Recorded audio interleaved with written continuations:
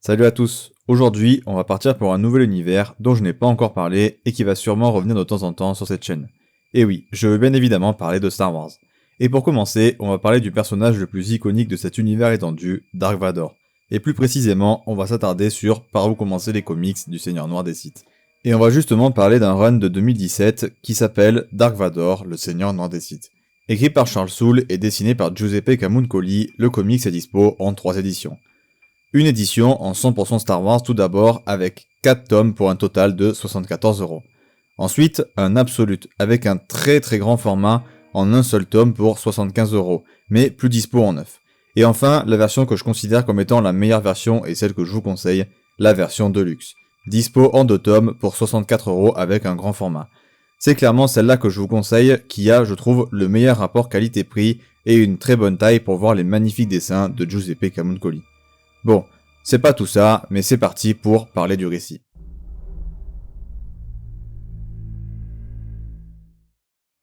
Nous sommes à la fin de Star Wars La Revanche des Sith, lorsqu'Anakin Skywalker devient Dark Vador. Au fil des pages, nous découvrons comment il se procure son sabre laser ou quelle place il se taille dans la hiérarchie impériale. C'est également l'occasion d'observer ses relations avec l'Inquisitorius et Tarkin, et d'assister à la création de la forteresse sur Mustafar.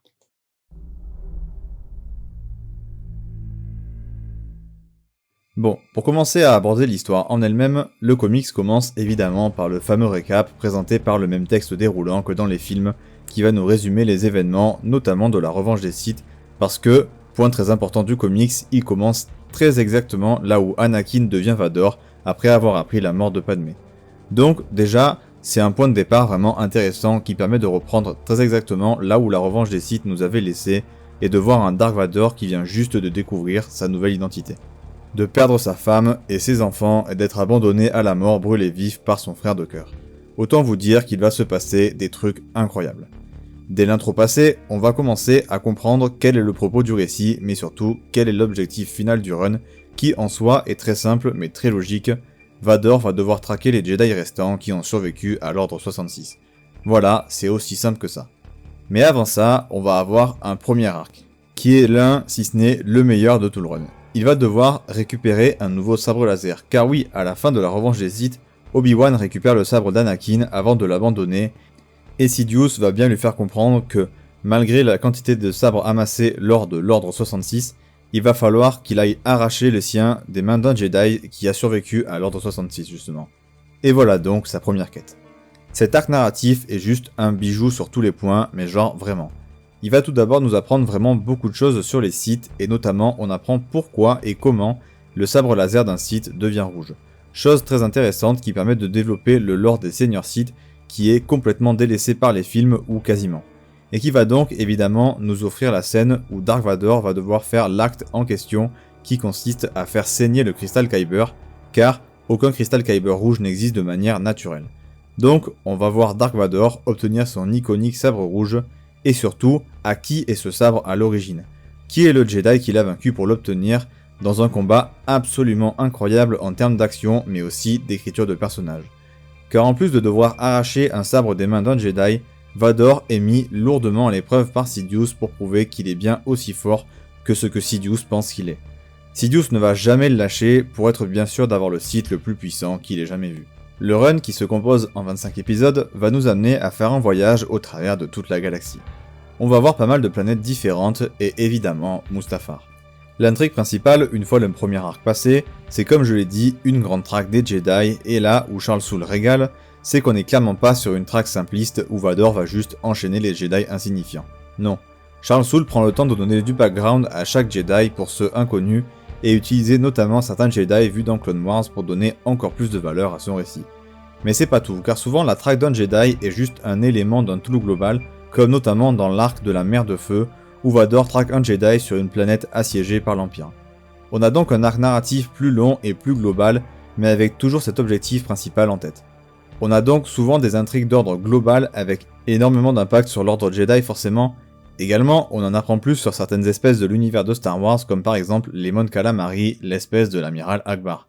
Notamment dans l'arc de la mer de feu qui va à la fois nous permettre de comprendre pourquoi l'amiral Akbar est devenu un rebelle si important dans la trilogie d'origine, mais on va aussi être témoin du déploiement de l'Empire dans l'univers et à quel point leur force de frappe, même avant l'arrivée de l'étoile de la mort, était colossale.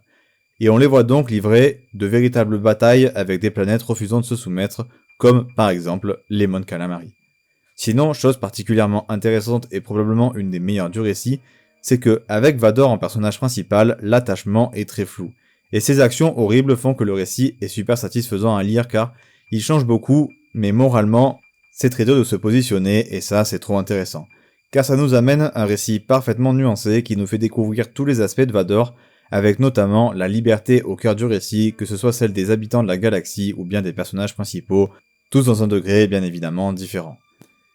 L'immense majorité du run et des différents arcs qui le composent sont vraiment excellents. Quasiment aucun n'est en dessous. La plupart sont remplis de duels absolument insane, des démonstrations de force incroyables et des scènes d'action ultra jouissives et plutôt violentes par moments avec un rythme parfaitement maîtrisé et avec des retournements de situation vraiment inattendus de temps en temps également. Même si ce n'est pas forcément le plus gros point fort du récit. Il y a également pas mal de scènes de méditation où on va voir donc Vador méditer et on voit ce qu'il ressent à l'intérieur de lui, avec des dessins complètement différents en termes de rendu de tout le reste du run, qui permettent de creuser le personnage de manière intelligente, en plus de donner un aspect super beau visuellement. C'est vraiment une grosse réussite ces scènes pour ma part. Surtout dans l'épisode final où on voit beaucoup de scènes dans cet entre guillemets espace, mais c'est pas tout à fait ça, enfin c'est pas facile à expliquer. Mais bref, ces scènes sont de sacrées réussites de mon point de vue, en plus d'être vraiment inventives. En parlant de dernier épisode, l'épisode final et la fin du run de manière globale sont vraiment un chef-d'œuvre absolu sur tous les niveaux, mais surtout niveau écriture du personnage et teasing de la suite de l'univers et du destin de Dark Vador. On a aussi le droit à des flashbacks notamment des épisodes 1, 2 et 3, modifiés parfois avec une réalité alternative dans la tête de Vador, comme si il voulait modifier ce que lui était arrivé et, à l'image des scènes de méditation, encore une fois, c'est des scènes qui travaillent le perso de manière induite et intelligente. On a bien évidemment, dans la majorité des arcs, beaucoup de teasing du futur du personnage, que ce soit au niveau des Jedi ou des Sith.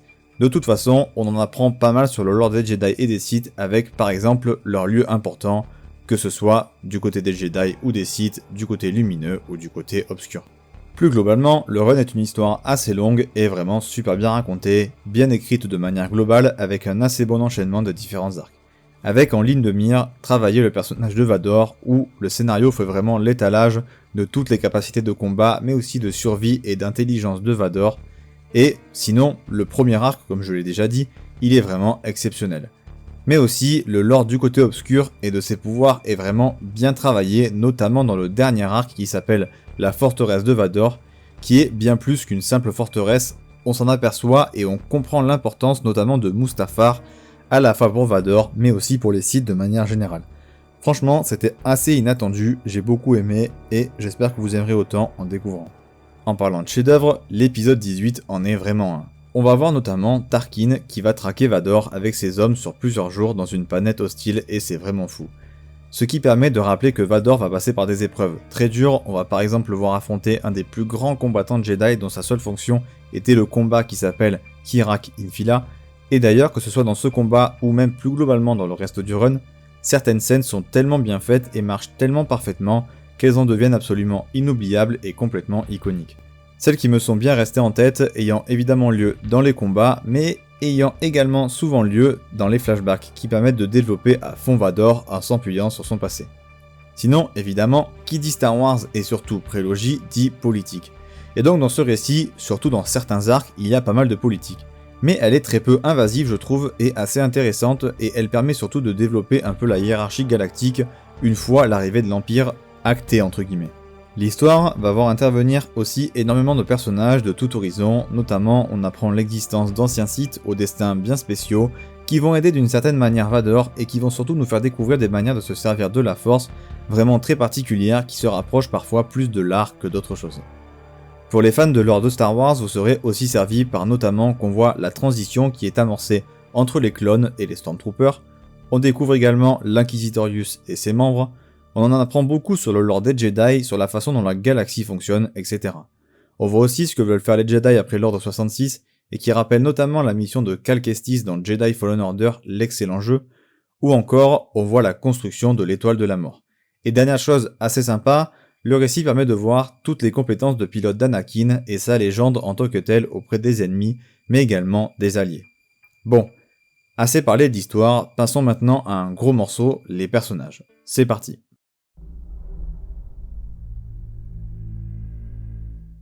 Je vais commencer cette partie personnage par parler des autres personnages que Vador, puis je terminerai par l'excellent travail sur le Seigneur Noir des Sith. En premier lieu, et ça c'est ultra important, le récit possède des excellents dialogues qui correspondent parfaitement à tous les personnages et ne les trahissent jamais. La majorité des personnages sont super nuancés et ils ont leurs failles et leurs faiblesses, leurs bons et leurs mauvais côtés. C'est super bien écrit. Les persos secondaires sont vraiment bien développés avec un bon temps d'écriture comme par exemple Jocasta, mais de toute façon, pas mal de persos secondaires sont très rapidement creusés en flashback de manière vraiment pertinente et utile. Chaque inquisiteur a un peu de développement et une personnalité relativement unique qui nous permet de bien les cerner, et en plus, ils ont de vraies histoires personnelles contre les Jedi. La relation entre Palpatine et Vador est vraiment approfondie, avec cette nouvelle dynamique installée par le fait qu'Anakin soit devenu Vador, avec un Palpatine toujours aussi sournois et aussi calculateur, d'une intelligence rare. Un vrai bon développement également de l'utilité de son plan, et au plus avance l'histoire, au plus il est dans l'ombre et se montre de moins en moins, faisant pleinement confiance à Vador et à Tarkin, comme on peut le voir dans l'épisode 4, 5, 6. Sinon, le Grand Inquisiteur est un personnage franchement intéressant, qui a un côté vraiment pas mal pour un méchant, et il est assez nuancé et très direct. Le Grand Moff Tarkin est évidemment super intéressant, et sa relation avec Vador est vraiment cool. Et le personnage est vraiment important dans le run. Kirak Infila, également le Jedi dont j'ai parlé, est vraiment trop charismatique, et il est surtout très intéressant en tant que Jedi, ayant fait vœu de Barash, et finalement, Momin est un personnage si particulier dans la Force dans son utilisation qu'il en devient fascinant. Mais assez tergiversé, c'est l'heure de parler de Vador. Première chose, Vador doit trouver sa place au début et réussir à s'imposer comme le véritable second de l'Empereur. Il doit se présenter et surtout réussir à se faire respecter par tout l'Empire et ce, très rapidement. On a donc un vrai travail en profondeur sur le personnage et ce sur le long terme. Et évidemment, le perso possède une excellente évolution, mais genre vraiment, je pèse mes mots. Parce qu'au début, il part d'une situation où Padmé vient juste de mourir, il vient de se faire abandonner à la mort brûlé vif par Obi-Wan, et vient de devenir Dark Vador. Il est donc au maximum de sa haine, de sa colère, mais est aussi assez débutant dans l'utilisation de sa nouvelle armure. Donc on suit le personnage du moment où il est le plus vulnérable et on va assister à son ascension. Toutes les facettes de ce personnage iconique sont montrées, puis en plus le run est tellement généreux avec la saga et le personnage de manière générale que c'est vraiment un super plaisir. L'évolution du personnage est évidemment dans la droite lignée de celle des films. On sent vraiment que ce run apporte énormément et permet au personnage d'encore plus s'étoffer. Et puis on voit à quel point il est marqué par les événements de l'épisode 3. Et puis en parlant de l'épisode 3, on voit vraiment du Anakin en Vador à ses débuts. C'est flagrant. En tant que Vador, le perso n'a jamais été aussi bien travaillé. Déjà, il veut se prouver à la fois à lui-même mais aussi à Sidious à quel point il est fort. Il ne veut en aucun cas décevoir Palpatine. Ce qui ne l'empêche pas d'agir de son propre chef pour servir ses intérêts.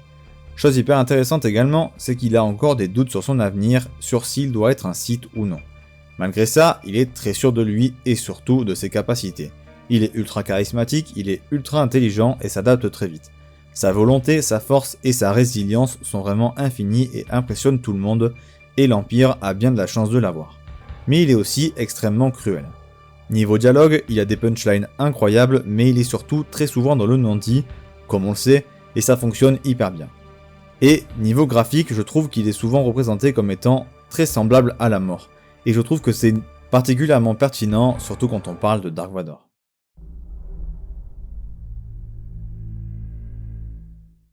Alors pour le dessin, comme dit plus tôt, c'est Giuseppe Camuncoli qui s'y colle et franchement il réalise un excellent travail. Globalement, le run possède des dessins vraiment très bons. Il fournit un grand lot de scènes iconiques, notamment avec la force et la puissance de Vador. En fait, les dessins arrivent à la fois à montrer toute la puissance de Vador en l'iconisant, mais aussi ses faiblesses dans certains moments pour l'humaniser. Vraiment, c'est incroyablement iconique. Comme je l'ai déjà dit également, les scènes de méditation de Vador sont folles visuellement et hyper inventives. Il y a aussi beaucoup de passages sans aucune bulle de texte avec des enchaînements de dessins magnifiques, avec parfois plein de paysages. À la fois des paysages luxuriants et magnifiques, mais aussi des paysages désolés et en proie au côté obscur. C'est aussi très inventif en termes de nouveautés dans l'univers Star Wars. Vraiment, c'est un superbe travail, surtout dans l'iconisation de Vador qui est assez énorme.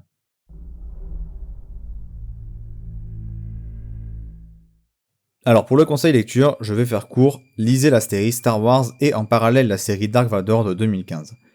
Tous ces épisodes se passent entre l'épisode 4 et 5 des films, et les différentes équipes créatives sont excellentes, surtout au début du run, c'est vraiment un pur plaisir. Voilà, c'est tout pour cette vidéo sur Dark Vador. Si vous êtes chaud pour d'autres vidéos sur l'univers de Star Wars, faites-moi savoir en commentaire. J'espère que vous avez aimé la vidéo en tout cas. N'hésitez pas à lâcher un like si c'est le cas, et surtout, n'hésitez pas à aller me follow sur Twitter, ça fait toujours plaisir. Sur ce, c'était Day One, et à la prochaine.